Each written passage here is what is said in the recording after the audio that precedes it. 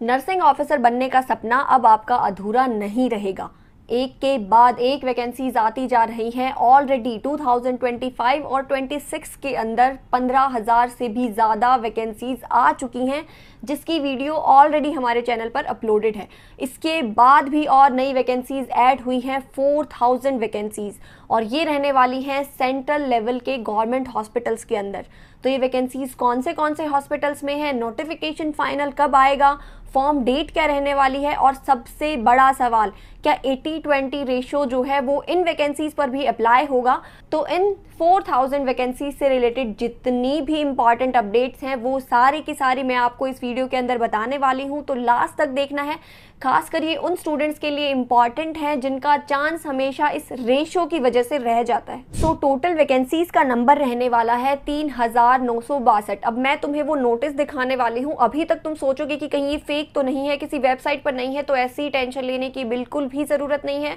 Notice real है और कुछ ही टाइम बाद इसकी फाइनल नोटिफिकेशन भी आपको देखने को मिल जाएगी along with the form date. तो देखो, सबसे पहले ये देख लेते हैं कि नर्सिंग ऑफिसर की ये पोस्ट रहने वाली है 5 सेंट्रल गवर्नमेंट हॉस्पिटल्स के अंदर। कौन से गवर्नमेंट हॉस्पिटल्स रहने वाले हैं वो भी यहाँ पर क्लियरली मेंशन्ड है। आपका Safdarjung hospital, RML, Lady Hardinge, उसके अलावा सुचेता कृपलानी हॉस्पिटल एंड कलावती, इन सब के अंदर ये पोस्ट रहने वाली है। टोटल 3,962 और ये एप्लीकेबल रहेंगे। टाइटल है जॉब का नर्सिंग ऑफिसर, और ये भी स्पेसिफाइड है अलग से कि किस हॉस्पिटल के अंदर कितनी पोस्ट रहने वाली है। अब सबसे पहले तो देख लेते हैं कि नंबर क्या रहने वाला है पोस्ट का अकॉर्डिंग टू द हॉस्पिटल्स, पे लेवल क्या रहेगा, और उसके बाद हमें देखना होगा कि यहाँ पर एलिजिबिलिटी क्राइटेरिया क्या है, क्या नॉर्सेट के जैसा ही रहेगा या फिर कुछ ना कुछ यहाँ पर डिफरेंस है। तो सबसे पहले नंबर तो मैं तुम्हें बता ही चुकी हूँ। टोटल नंबर ऑफ वैकेंसी है 3,962, जिसमें से अकॉर्डिंग टू हॉस्पिटल अगर चले 1912 वैकेंसी आपकी रहने वाली है। सफदरजंग हॉस्पिटल के लिए RML के अंदर रहने वाली है 1191 पोस्ट। उसके अलावा LHMC के अंदर 568 पोस्ट आपकी रहेंगी। कलावती हॉस्पिटल के अंदर 255 एंड RSTC के अंदर 36, यानी कुल मिलाकर अप्रॉक्स 4,000 तक ये नंबर जाने वाला है।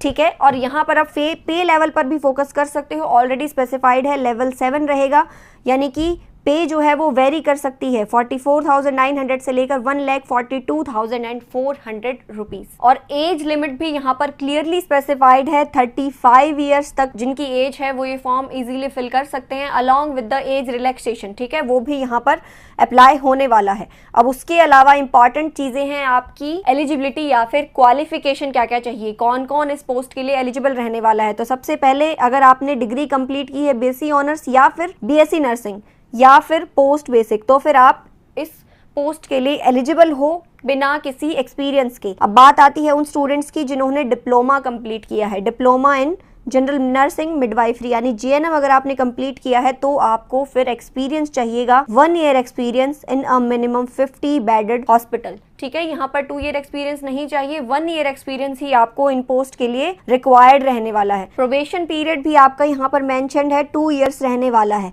तो टोटल ये आपकी सारी की सारी डिटेल्स हो गई इस वैकेंसी से रिलेटेड कि कौन कौन इसके लिए एलिजिबल है, और JNM के स्टूडेंट्स को 1 ईयर एक्सपीरियंस चाहिए। अब बात आती है इंपॉर्टेंट की क्या 80-20 रेशो भी यहाँ पर अप्लाई होगा।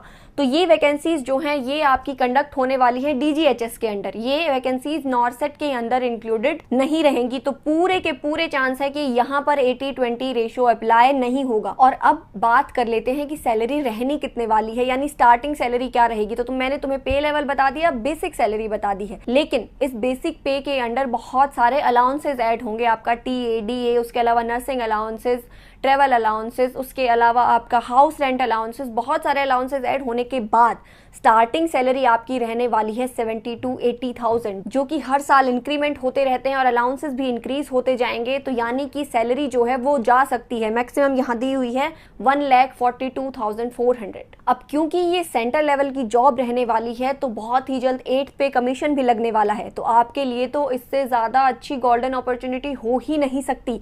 ना तो रेशो है और 8th पे कमीशन अगर लग गया तो यानी कि 1.25 लाख से 1.5 लाख तक सैलरी आपकी चली जाएगी। तो बताओ, है ना सोने पे सुहागा। और ये खबर सुन के हो गई होगी चांदी चांदी तुम्हारी। इससे ज्यादा अच्छा तो मन हो नहीं सकता है प्रिपरेशन के लिए भी, क्योंकि एक नेगेटिविटी तुम्हारे मन के अंदर रहती है कि 80-20 है, हम इतनी मेहनत करते हैं फिर भी नहीं हो पाता है। तो अब तुम्हें एक चांस मिलने वाला है कि तुम अपनी प्रिपरेशन दिखा सकते हो जहां पर रेशो नहीं रहेगा। इस चांस को हाथ से जाने नहीं देना है।